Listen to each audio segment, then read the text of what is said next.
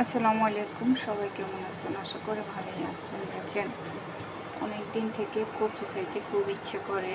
তার জন্য ইলিশ মাছও নাই, চিংড়ি মাছও নাই, কোনো মাছই নাই, কিন্তু কচু খাবো। খাইতে যাতে ইচ্ছে করে, খালি রান্না করব ডাল দিয়ে আর নারকেল দিয়ে। আমার মনে হয় যখন যেটা থাকে সেটা দিয়ে রান্না করা ভালো, কারণ এত কিছু খোঁজাখুঁজি করার সময় নেই।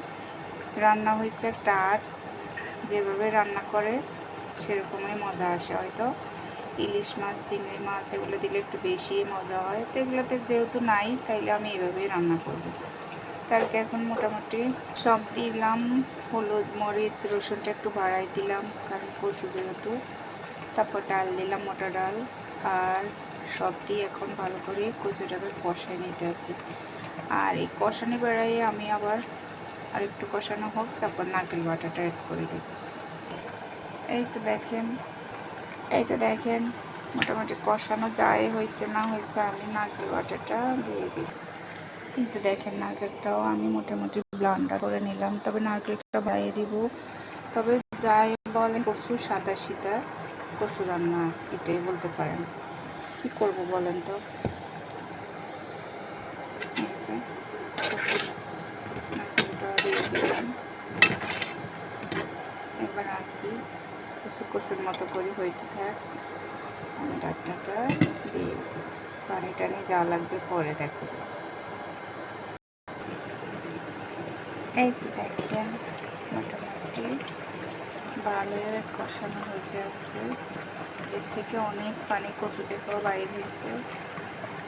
তবে যাই বলেন, একদম সাদা রান্না, সাদা মাটা যাকে বলে সেটা, কোনো বড়লোকই রান্না না। আসলে সংসার জীবন এমন এক জীবন, সবসময় ভালো খেতে হবে, সবসময় ভালো পড়তে হবে, সবসময় ভালো চলতে হবে, এগুলো আসলে কোনো কথা না। মাঝে মধ্যে খারাপ, মাঝে মধ্যে ভালো, এটাই আসলে মেনে নিতে হবে। তারপরে আলহামদুলিল্লাহ আমরা অনেক ভালো আছি, আমাদের থেকে আরও কত খারাপ অবস্থা মানুষ আছে। তা আর কি, তো যেই কথা সেই কাজ করে দিলাম, ওইভাবে বসাই, শেষ পর্যন্ত থাকবেন।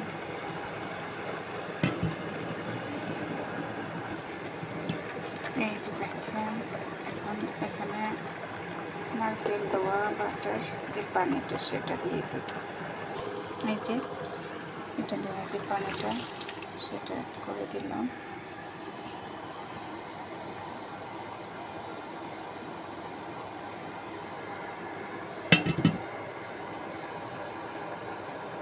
এই তো এখানে কচুটা হইতে আছে, আর এখান দিয়ে আমি যে দেখেন একটু কচু মাংসতে বা মুরগি দিয়ে রান্না করার জন্য হলুদ দিয়ে একটু ভাপ দিয়ে ফ্রিজে রেখে দিব ডিপে।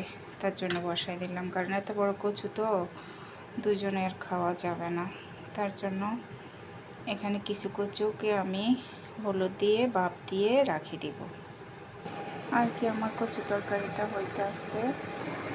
এই তো দেখেন মাশাআল্লাহ, গ্রান অনেক ভালোভাবে আসছে, কচুটা প্রায় হয়ে আসছে, আর একটু হবে। আর এখান দিয়ে দেখেন আমার এই কচুটা ভাপ দেওয়া শেষ।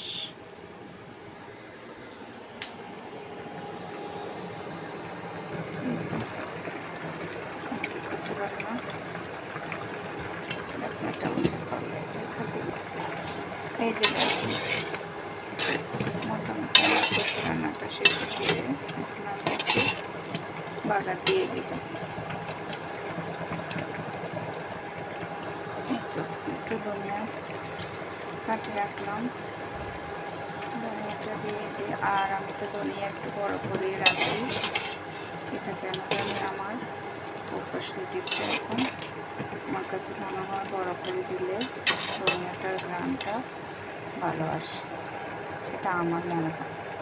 এই তো দেখেন, কিন্তু এখানে কচু রান্না করার সময় আমি কিন্তু কোনো তেল ইউজ করিনি। এখন যা তেল দেন না বাগাতে দেওয়ার জন্য আমি পাইপিংটা বসাই দিয়েছি, বাগারটা এখন দিয়ে দিই। এখানে আমি বাগার দেওয়ার জন্য তেল দিয়ে দিলাম কড়াইতে, পেঁয়াজ কুচা আর একটু শুকনো মরিচ দিব। অনেকটা শুকনো মরিচ দিলে কচুর কচুতে স্মেলটা অনেক ভালো আসে। এই যে দেখেন স্মেলটা ভালো একটা দিলাম। এরপরে আমার কচু এখানে আমার হালকা বাম দেওয়া কচুটা চাটনিতে নিয়ে নিলাম। এবার আমি বক্সে করে ডিপ ফ্রিজে রেখে দিই। কচুটাকে একটু শুলে দিয়ে দিলাম, একটু ভালো করে জল দেখাও। তারপরে মরিচটার স্মেল কচুর ভিতরে ঢুকবে। এই তো দেখেন ফাইনাল আমার কচু রান্নার কালার। মাশাআল্লাহ মাশাআল্লাহ। এভাবে একদম সাদা সিধাভাবে রান্না করবেন, আমার মনে হয় নিরাশ হবেন না। আর এখানে বাটিতে আমি একটু কচু নিয়ে নিলাম আমরা এখন খাওয়ার জন্য। তার কি সবাই ভালো থাকবেন, সুস্থ থাকবেন। আল্লাহ হাফেজ।